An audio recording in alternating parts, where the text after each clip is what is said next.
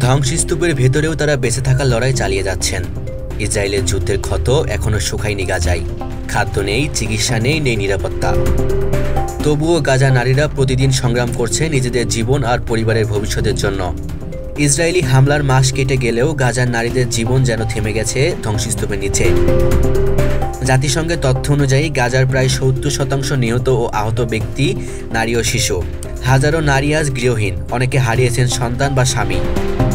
যুদ্ধের ধ্বংসে অধিকাংশ বাড়িঘর পরিণত হয়েছে ধ্বংসাবশেষে। যে নারীরা একসময় গৃহিণী ছিলেন, আজ তারাই ত্রাণ শিবিরের পরিবার চালানোর প্রধান দায়িত্বে। প্রতিদিনের বাস্তবতা এক মুঠো খাবারের জন্য ঘন্টার পর ঘন্টা লাইনে দাঁড়ানো, শিশুদের জন্য বিশুদ্ধ পানি খোঁজা আর রাতের ঘুম কাটানো ভাঙা তাঁবুর নিচে।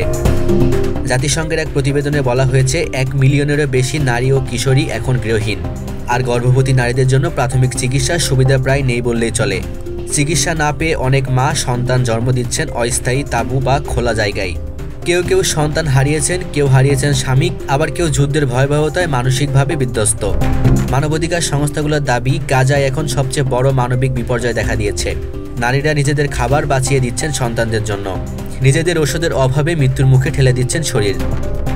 গাজার নারীরা এখনও দিন কাটাচ্ছেন বেঁচে থাকার সংগ্রামে।